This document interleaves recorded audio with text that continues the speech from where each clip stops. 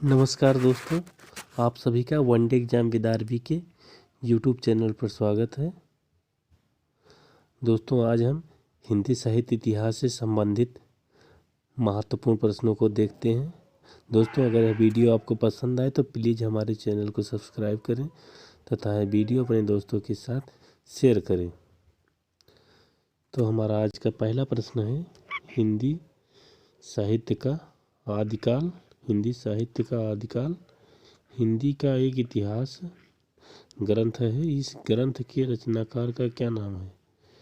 इस ग्रंथ के रचनाकार का क्या नाम है? हजारी प्रसाद द्विवेदी जी। हजारी प्रसाद द्विवेदी। जबकि रामचंद्र शुक्ल ने हिंदी साहित्य का इतिहास लिखा है। रामचंद्र शुक्ल ने हिंदी साहित्य का इतिहास लिखा है। नलिन विलोचन शर्मा ने हिंदी साहित्य का इतिहास दर्शन लिखा है। हजारी प्रसाद द्विवेदी के अन्य ग्रंथ भी हिंदी इतिहास हैं। हिंदी साहित्य का आदिकाल, हिंदी साहित्य उद्भव और विकास। ये भी जो दो रचनाएं हैं ये भी हजारी प्रसाद द्विवेदी जी की हैं।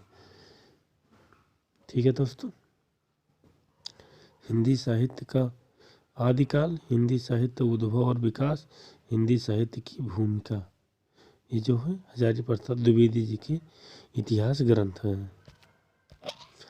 अगला प्रश्न है, राजस्थानी भाषा और साहित्य पुस्तक के लेखक। राजस्थानी भाषा और साहित्य पुस्तक के लेखक कौन है? दोस्तों, इसके लेखक जो हैं राजस्थानी भाषा और साहित्य के लेखक मोतीलाल मेनारिया जी हैं। और भी इनके अन्य ग्रंथ हैं। राजस्थानी पिंगल साहित्य, ये भी मोतीलाल मेनारिया जी का है। जबकि टीकम सिंह तोमर का कौन सा है? हिंदी वीर काव्य। टीकम सिंह तोमर का हिंदी वीर काव्य है। अगला प्रश्न है, रीतकाल को श्रृंगार काल की संज्ञा किसने दी? रीतकाल को श्रृंगार काल की संज्ञा किसने दी दोस्तों?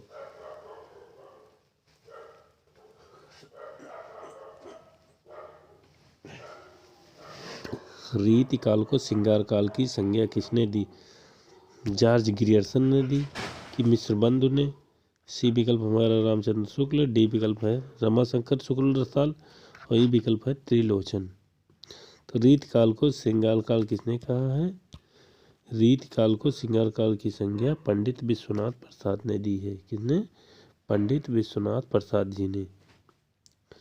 जबकि जॉर्ज ग्रियर्सन ने क्या कहा है? रीत काव्य कहा है।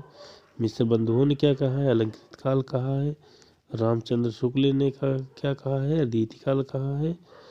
रमाशंकर शुक्ल रसाल कलाकाल कहा है और त्रिलोचन ने अंधकार काल कहा है।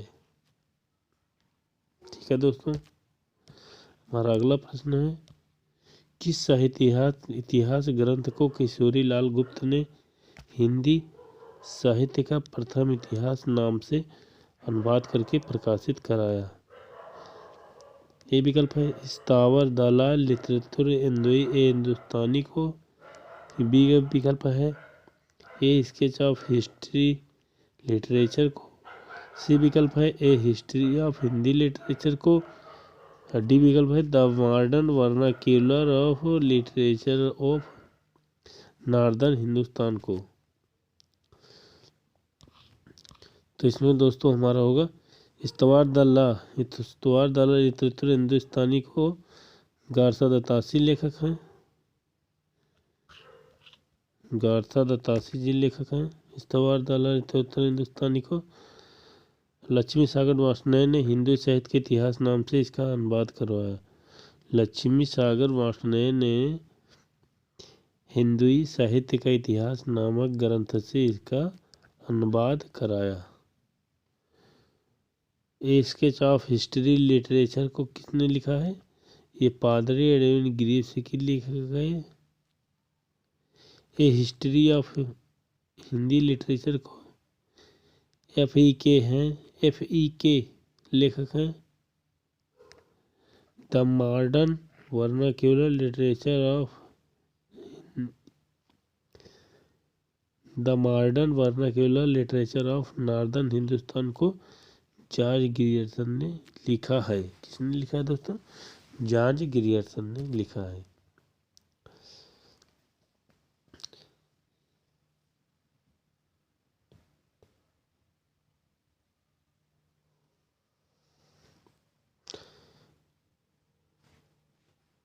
The modern vernacular literature of Hindustan को जॉर्ज ग्रियर्सन ने लिखा है। अगला प्रश्न है हमारा, रामचंद्र शुक्ल का हिंदी साहित्य का इतिहास मूलतः किस कृति की भूमिका के रूप में लिखा गया है? तो जो है हिंदी शब्द सागर की भूमिका के रूप में लिखा गया है। विकल्प हमारा बी सही है। इस प्रश्न की व्याख्या को देखते हैं। रामचंद्र शुक्ल का हिंदी साहित्य का इतिहास मूलतः किस कृति की भूमिका के रूप में लिया गया है? ये मूलतः हिंदी शब्द सागर की भूमिका के रूप में लिया गया है। हिंदी साहित्य का इतिहास मूलतः हिंदी शब्द सागर की भूमिका के रूप में लिया गया है। जबकि हिंदी कोविद रत्नमाला श्याम सुंदर दास की है और हिंदी विश्वकोश जो है ये धीरेन्द्र वर्मा जी का है।